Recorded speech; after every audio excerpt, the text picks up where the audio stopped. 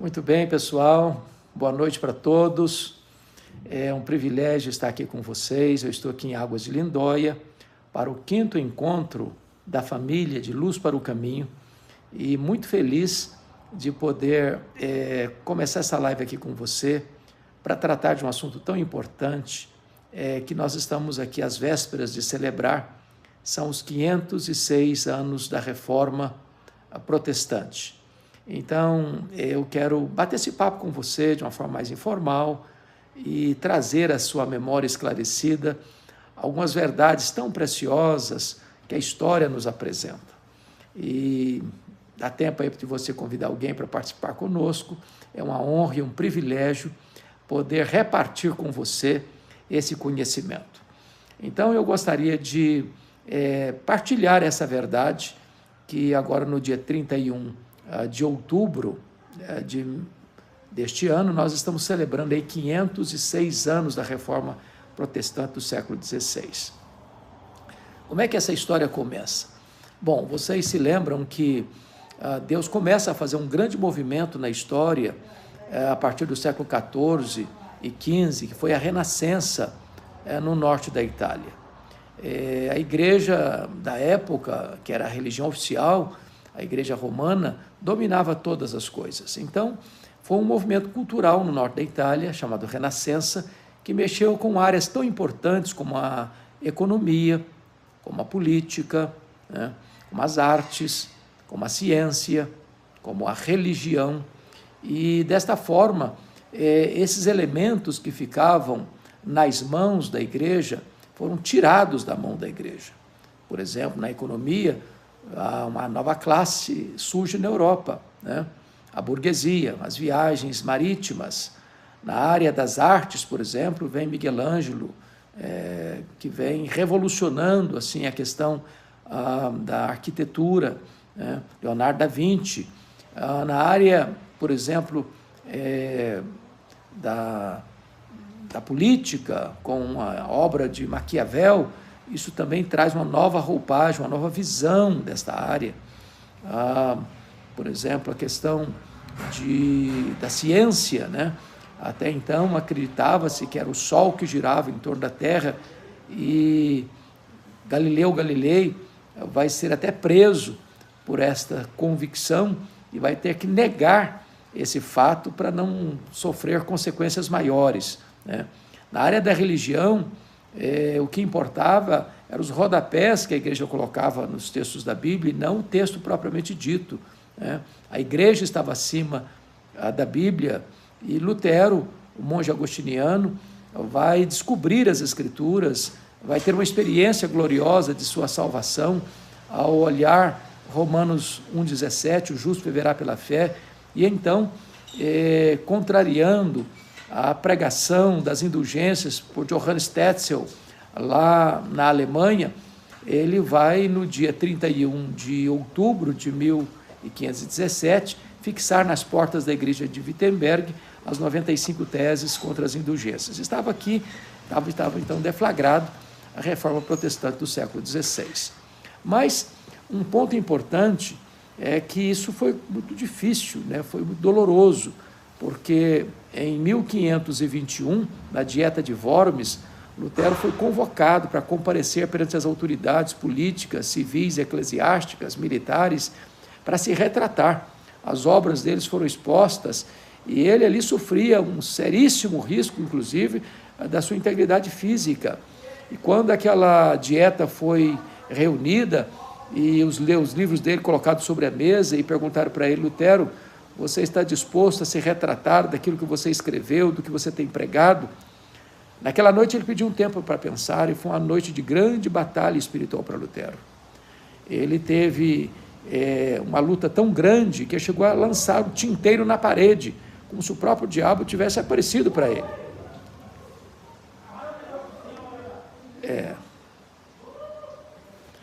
Faltou energia. Opa, voltou a nossa energia, viu, gente?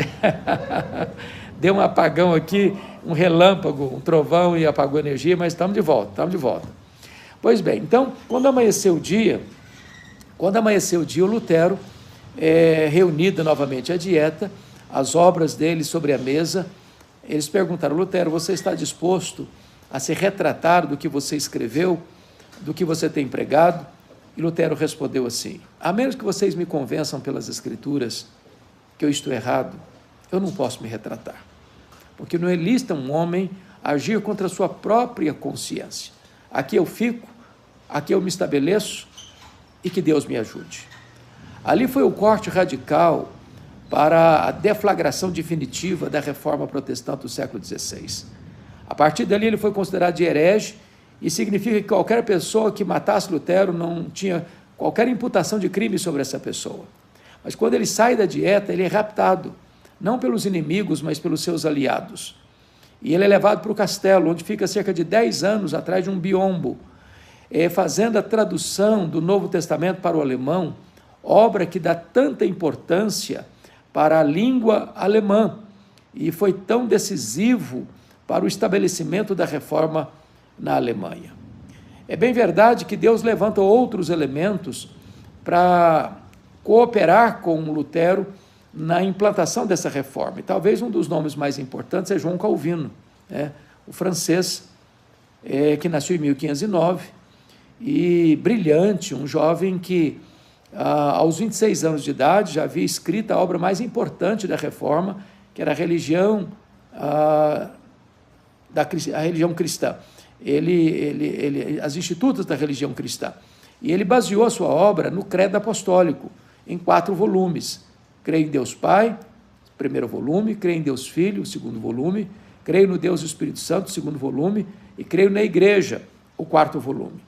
Esta obra é publicada até hoje, apreciada até hoje, e até hoje uma obra de referência na área da teologia. Pois bem, Calvino era um humanista, Calvino era um homem de mente brilhante, conhecia as línguas originais, e ele é perseguido na França, e ele está fugindo dessa perseguição, quando passa por Genebra, e lá em Genebra havia um pastor, Guilherme Farel, que pede para ele ficar com ele, porque precisava da sua ajuda. Calvino não tinha intenção de ficar em Genebra, Calvino não tinha intenção de ser pastor de uma igreja local, mas Farel instou com ele para que ele ficasse. E até disse: se você não ficar, eu vou fazer uma oração imprecatória para Deus amaldiçoar a sua vida. Calvino então cede e fica lá em Genebra com Guilherme Farel.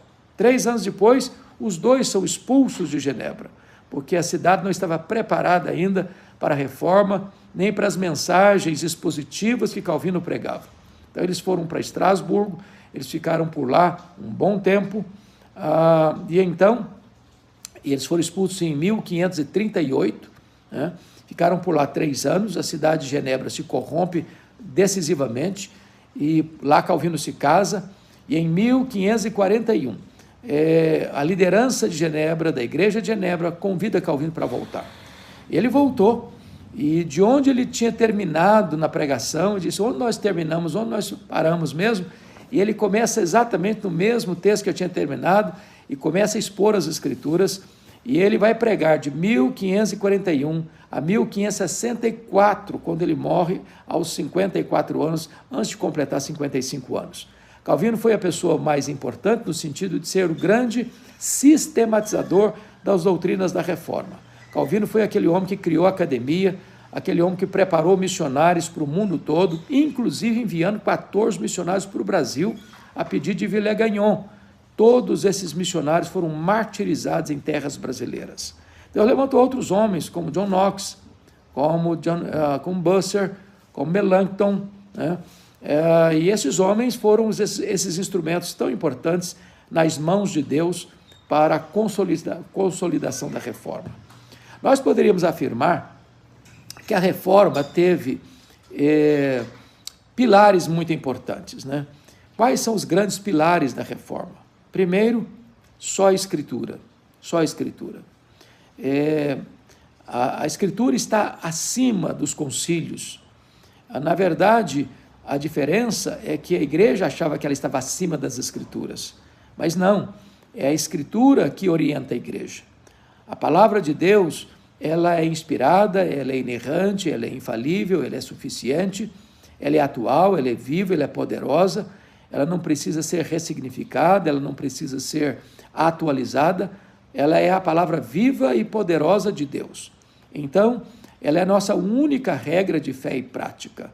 Não é o concílio, não é a encíclica papal, não é a decisão de um concílio eclesiástico ou de uma denominação religiosa que define o que é verdade. A verdade está escrita na palavra de Deus, a Bíblia é a palavra de Deus, ela é a verdade, é por meio dela que somos chamados à fé, é por meio dela que nós somos santificados, é por meio dela que nós recebemos o poder para vivermos uma vida digna do Evangelho. Então, esse foi um grande lema, uma grande bandeira da Reforma Protestante, só a Escritura, sola a Escritura.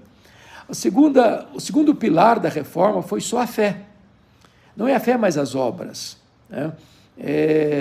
O entendimento é que você precisa cooperar com Deus na sua salvação, e o homem então seria salvo pelo seu próprio mérito, pelas suas próprias obras, mas não é o que a Bíblia ensina. O que a Bíblia ensina, com muita clareza, está lá em Efésios, capítulo 2, versos 8 a 10.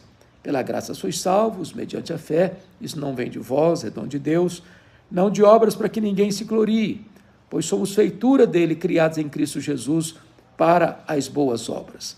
Então, não é a salvação uma somatória da fé mais as obras. Nós não cremos assim, a Bíblia não ensina assim, nós entendemos que a salvação é exclusivamente pela graça mediante a fé, independentemente das obras. As obras concorrem, ou vêm, ou elas são importantes, não como causa da nossa salvação, mas como evidência da nossa salvação. Nós somos salvos pela fé, mas provamos que somos salvos pela fé mediante as nossas obras.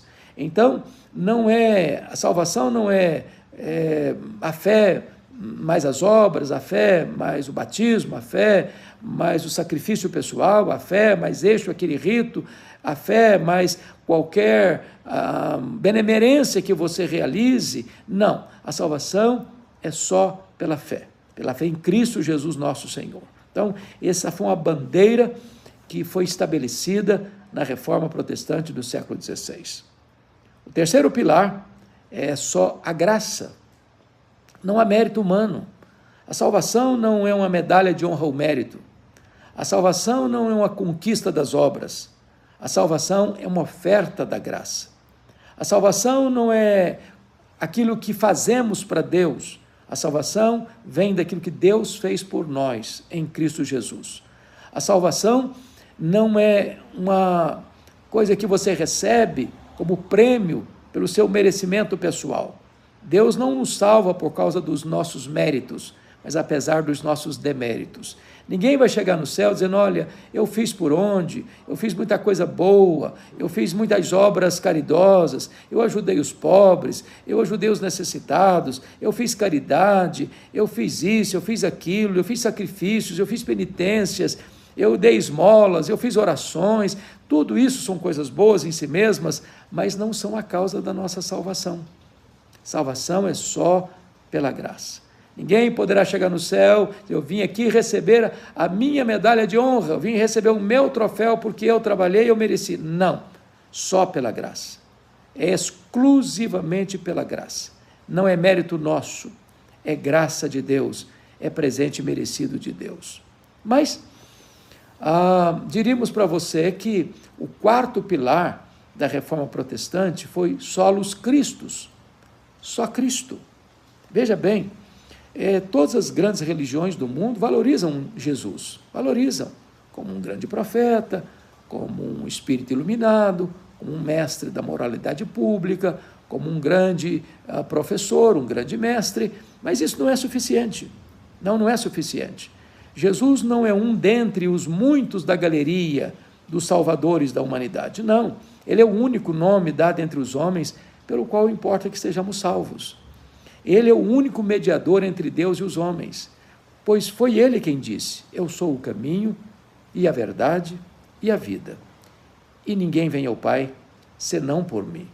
Jesus Cristo, conforme Paulo diz em 1 Timóteo 2,5, diz, há um só Deus e um só mediador entre Deus e os homens, Jesus Cristo, o homem. Jesus é o caminho para Deus, Jesus é a porta do céu. Então, qualquer outro que você buscar salvação, você não vai encontrar, porque o único nome dado entre os homens pelo qual importa que sejamos salvos é o nome do Senhor Jesus. É só Cristo, não é Cristo mais Maria, não é Cristo mais o Papa, não é Cristo mais a igreja, não é Cristo mais o pastor, não é Cristo mais a igreja, não é Cristo mais as obras, é só Cristo, é Cristo, o único Salvador e Senhor, o único que nos reconcilia com Deus, o único que nos dá acesso à presença de Deus. Mas o quinto pilar da reforma protestante do século XVI é soli Deo gloria, só a Deus a glória. Ou seja, a salvação é uma obra de Deus, de alfa a ômega, de A a Z, do começo ao fim. Não é merecimento humano, não é obra humana. A glória não é do homem. Toda a glória dada ao homem é vanglória, é glória vazia, é idolatria, é abominação para Deus. Deus não divide a sua glória com ninguém. Está escrito, não a nós, Senhor, não a nós, mas ao teu nome da glória. Porque tudo vem dele, tudo é por meio dele e tudo é para ele. Então, a religião cristã entende que Deus é o planejador da nossa salvação. Deus é o executor da nossa salvação. Deus é o consumador da nossa salvação. Deus o Pai nos escolheu. Deus o Filho nos redimiu. Deus o Espírito Santo aplica esta obra no nosso coração. De tal maneira que o Deus que planejou a nossa salvação na eternidade, a executou na história. E o Espírito Santo aplica esta obra da redenção em o nosso coração. Portanto, não há mérito humano, não há glória humana, não há mérito qualquer para o homem, porque tudo vem de Deus, tudo procede de Deus e toda a glória pertence a Deus. Então, esses são pilares que a reforma levantou. Agora, é muito importante entender que a reforma não foi uma mudança de rumo da igreja, no sentido de, vamos criar um fato novo, vamos buscar novidades no mercado da fé. Não. A reforma foi uma volta à doutrina dos apóstolos, uma volta ao cristianismo puro e simples, uma volta às origens. Isso porque a igreja havia se desviado da rota. Muitas novidades haviam sido introduzidas na igreja desde que Constantino, no século IV, declarou, através de um concílio, mas foi no período dele, no governo dele, que o cristianismo foi declarado religião oficial do Império Romano. Com isso, muitas novidades vieram, porque agora ser cristão não era mais um desafio. Os cristãos, eles estavam sendo perseguidos, martirizados, queimados vivos, crucificados, jogados nas arenas para as feras devorarem. Agora, ser cristão era receber aplausos do Estado, era receber benesses do Estado, isso dava status para as pessoas, e muita gente começou a vir para a igreja trazendo a sua bagagem de paganismo, e não tardou para que a igreja se corrompesse, teologicamente, biblicamente, moralmente. Então, o que aconteceu? Muitas novidades foram sendo introduzidas na vida da igreja. Por exemplo, o culto aos anjos, as relíquias, a intercessão de santos que eram canonizados, o purgatório, a confissão auricular, a transubstanciação, a adoração das imagens nas igrejas, o culto a Maria como Imaculada, como Mãe de Deus, como corredentora e intercessora, a infalibilidade papal, a própria Inquisição, a salvação pelas obras e tantas novidades foram sendo introduzidas na igreja. Então, o que foi a reforma? A reforma foi uma volta ao cristianismo bíblico, uma volta ao cristianismo primitivo, uma volta à doutrina dos apóstolos. Então, esses pilares, não é que eles que criaram esses pilares que nós mencionamos, só a Escritura, só a fé, só a graça, só Cristo, só a Deus toda a glória, são verdades que estão estampadas com muita clareza, com muita eloquência nas Escrituras. Então, desta forma, essas verdades não foram verdades que eles, os reformadores, criaram e inventaram, não. Eles apenas voltaram às origens, voltaram ao cristianismo primitivo, voltaram ao cristianismo puro e simples, conforme está registrado nas Sagradas Escrituras. Há uma coisa muito importante que eu gostaria de destacar, é que um dos lemas da reforma é que igreja reformada sempre reformando. O que é que eles queriam dizer com isso? Bom, algumas pessoas acham que a igreja sempre precisa estar aberta às novidades que vão surgindo no mercado da fé. E muitas novidades surgiram e têm surgido, né? Doutrinas estranhas, doutrinas falsas, né? Por falsos apóstolos, falsos profetas, falsos mestres, falsos cristos, falsas doutrinas, até doutrinas de demônios, né? Diz a Escritura.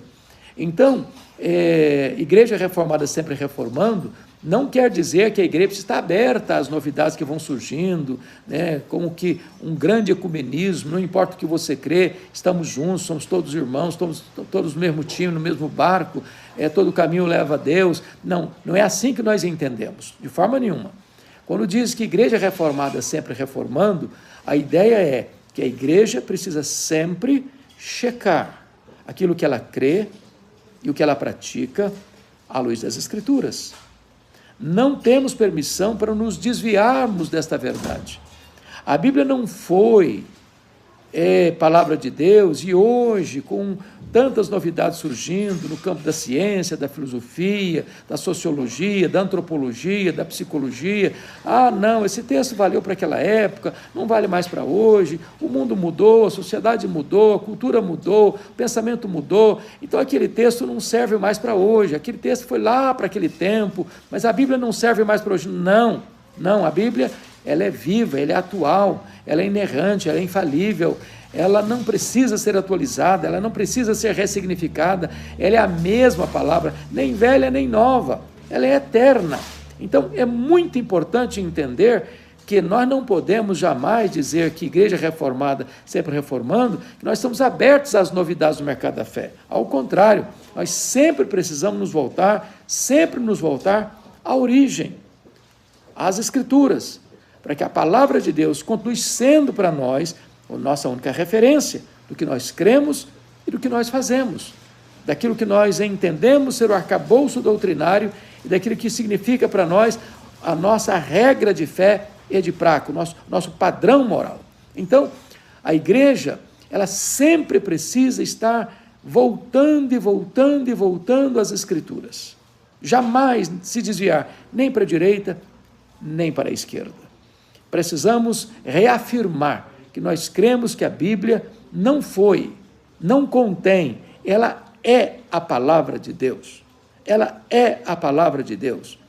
Passa o céu, passa a terra, a palavra de Deus não vai passar. Desta forma, a reforma coloca como ponto central, portanto, a Escritura, a pregação da Escritura, a pregação da palavra de Deus.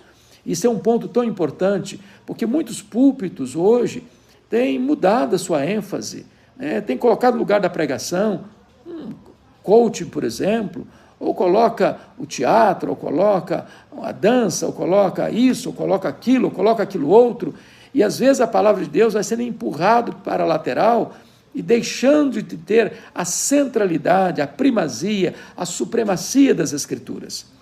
A reforma nos ensinou isso, que a Bíblia precisa estar no centro. É por isso que os púlpitos ficam no centro, porque se passa uma mensagem com isso, que a palavra de Deus é central. Quando nós adoramos, cantamos, louvamos, nós estamos dirigindo o nosso louvor e a nossa adoração a Deus. Mas quando a Bíblia é aberta, quando a Bíblia é exposta, o próprio Deus está falando conosco. Quando a igreja prega com fidelidade à palavra de Deus, é o próprio Deus que está falando com a sua igreja. Então, nós temos que criar um senso profundo do respeito, do amor, do temor, do tremor diante da palavra de Deus, da pregação da palavra de Deus. É por isso que o pregador precisa se esmerar para conhecer a palavra. Como Paulo diz, ele deve se afadigar no estudo da palavra, para examinar as Escrituras, para extrair a riqueza, a beleza, a profundidade da Escritura, porque Deus não tem nenhum compromisso com a palavra do pregador, Deus tem compromisso com a sua palavra. A palavra que tem a promessa de não voltar vazia não é a palavra do pregador, é a palavra do Deus vivo. Então, um dos grandes elementos da reforma protestante do século XVI foi resgatar a centralidade das Escrituras, a centralidade da pregação. João Calvino chegava a dizer que o púlpito, comprometido com a exposição das Escrituras, é o trono de onde Deus governa a sua igreja. O povo de Deus é alimentado, é orientado, é exortado, é consolado, é dirigido pela palavra de Deus. Se um pregador se levanta e ele não lê a palavra de Deus, ou ele lê a palavra de Deus e vai embora da palavra de Deus, ele lê a palavra de Deus, mas não tem nenhum compromisso de expor a palavra de Deus, ele não está guiando o povo nas veredas da justiça. Ele não está alimentando o povo com a verdade. Ele está dando palha em vez de trigo. Então, um dos pontos que eu quero muito mesmo aqui enfatizar é que nós precisamos, honrando a reforma que está celebrando 506 anos agora, dia 31 de outubro, honrar esses valores, esses princípios, essas plataformas que foram tão claramente expostas pelos nossos irmãos reformadores. Agora, é preciso, quero caminhar agora para um encerramento, dizer o seguinte: a reforma não foi estabelecida sem dor, sem lágrimas, sem sangue, sem uma dura perseguição. Vocês se lembram da noite de São Bartolomeu, de 24 de agosto de 1572, quando cerca de 70 mil huguenotes, calvinistas franceses, à traição foram assassinados, numa noite fatídica e sangrenta. Vocês se lembram da Guerra dos 30 Anos na Alemanha, 1618, 1648. Quanto sangue derramado.